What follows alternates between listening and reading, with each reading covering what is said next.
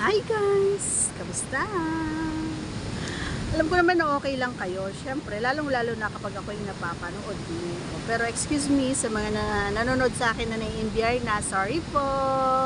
Disclaimer, ang video ito ay para lamang po sa may bukas ang kaisipan at may malawak na pang-unawa. Kaya po pag wala ka dito, maaari na lamang po mag-skip at manili ng mga videos na narapat po para sa inyo.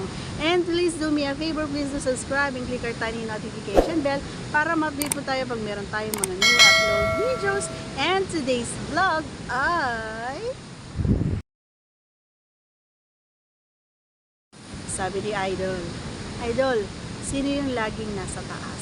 Ayan, sino yung laging nagtatrabaho? Ikaw ba o yung partner mo? Yan kanyang katanungan. Okay, sasagutin ko pa agad dyan, syempre.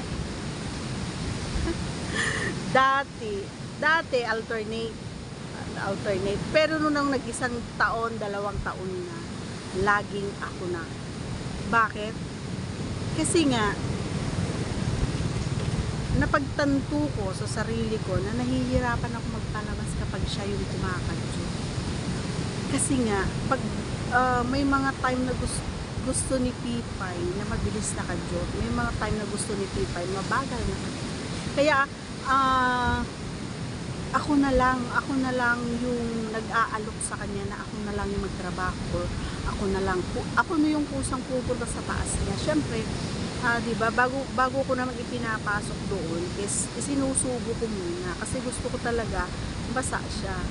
At syempre, kapag kasi sumusubo ako, hindi naman na ibig sabihin na si Pipay ay nakatiwangwang lang. Hindi, inaabot niya yan. Ang style kasi noon is naka letter A, siya letter L. Siya nakahiga ng pag ganon, ako naman pahalang. So abot niya, ipinapaabot ko talaga yung aking Pipay para malaro niya. Gusto ko kasi kinakamay niya yan. Habang ako ay sumusubo, kailangan kinakamay din. Or minsan ginagawa na rin yung baliktaran. Kinakain ko siya, kinakain niya rin ako. Alam mo yun? Masarap siya, pero kailangan yung babae yung nasa taas. Kasi nga kapag lalaki, minsan sa sobrang sarap ng pag-supsop ng babae ay nadidiin nila. So nandun yung time na nabibilaukan yung babae. So mas maganda kapag babae nasa taas kasi kaya niyang kontrolin, kumbaga na yung kayo okay lang na subsob namin doon kay Pipa. Pero kayo hindi pwede kasi nga lalong-lalo na kapag malaki and then mahaba, so mahirap talaga para sa amin. Pero kapag mahal ng ang babae kasi kapag mahal nila, or hindi naman may mga babaeng ganoon no, yung hindi lang sa porket mahal, hindi lang yun so hindi ko na lang i-mention, talagang ginagawa nila ang lahat mapasaya lang yung customer. Yon, alam mo na ang ibig sabihin, mapasaya lang nila yon. So para mas malaki yung kita, ganun yon, mas mabilis, mas marami. Ganon, 'di ba mga idol? So, ang ginagawa ko talaga, ako na. Ngayon, ako lagi. Sa isang taon ako na lagi ako na lang. Kasi nga, mas nasasarapan ako at mas na-enjoy ko and mas lagi akong nilalabasan kapag ako yung nasa taas. Kapag siya ang nasa taas kasi, hindi ako nilalabasan. Ever.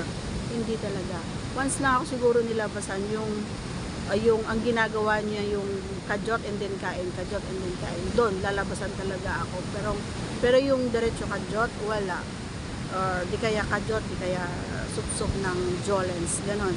Yun, doon ako nag-enjoy. Pero pag yung dire-diretso lang na kajot and then yung nakikita kong napapagod na siya, hindi ako nalilibuan sa ganung eksena.